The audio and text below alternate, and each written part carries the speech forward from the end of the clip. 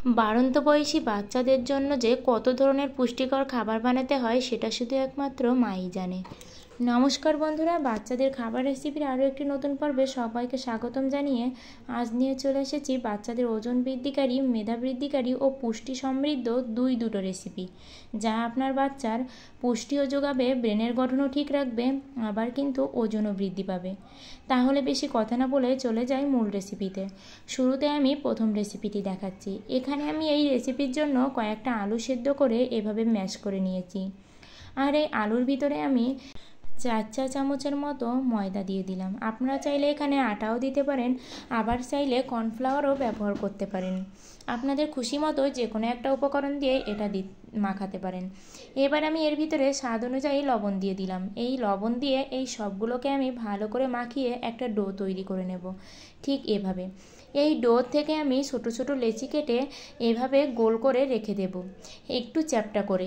আর এর ভিতরে আমি একটা প্লাস্টিকের মটকির সাহায্যে ঠিক এভাবে একটু ডিজাইন করে দেব, তাহলে কিন্তু এটা দেখতে ভালো লাগবে। ডিজাইন না করলে যে হবে না এমনটা কিন্তু নয়। আপনারা ঠিক আলুটাকে এভাবেও দিতে পারেন, আবার গোল গোল করেও কিন্তু দিতে পারেন। এবার আমি এটাকে জলের ভেতরে সেদ্ধ করে নেব। অল্প পরিমাণেই সেদ্ধ করতে হবে। এই 2 থেকে 3 মিনিট একটু জলের ভিতরে এটাকে ভাপিয়ে নিয়ে এটাকে উঠিয়ে নিতে হবে। এবার এটাকে জল ঝরিয়ে উঠিয়ে নিয়ে এবার আমি একটা মশলা তৈরি করে নেব। এই মশলার জন্য আমি এখানে নিয়ে নিয়েছি 2 কাঁচা লঙ্কা কুচি, আর নিয়ে নিয়েছি 4-5 কোয়া রসুন। এর ভিতরে আমি দিয়ে দিলাম ফুটন্ত গরম তেল। দেখুন, তেলটা দিতেই কিন্তু এগুলো একটু ভাজা ভাজা হয়ে গেল, তাহলেও কিন্তু খেতে মজা লাগবে। যেহেতু বাচ্চাদের খাবার, আমার বাচ্চা ঝাল খেতে পারে, তাই কিন্তু আমি এখানে ঝালটা দিয়েছি। আপনারা চাইলে ঝাল স্কিপও করে যেতে পারেন। আর এখানে দিচ্ছি আমার বানানো স্পেশাল চাট মশলা, আর দিয়ে দিলাম টমেটো সস। এই সসটা দিয়ে আমি পুরো এটাকে ভালো করে মাখিয়ে আলুর ভিতরে দিয়ে এটাও ভালো করে মাখিয়ে নেব।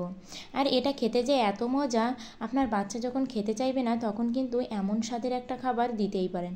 এতে কিন্তু বাচ্চার পেটও ভরবে, বাচ্চা পুষ্টিও পাবে, আবার বাচ্চার শরীরের গঠন সব দিক দিয়েই মূলত রেসিপিটা পারফেক্ট বাচ্চাদের জন্য। তাই বলবো অবশ্যই একবার ট্রাই করবেন। এবার চলে যাচ্ছি দ্বিতীয় রেসিপিতে। দ্বিতীয় রেসিপির জন্য আমি এখানে নিয়ে নিয়েছি সুজি।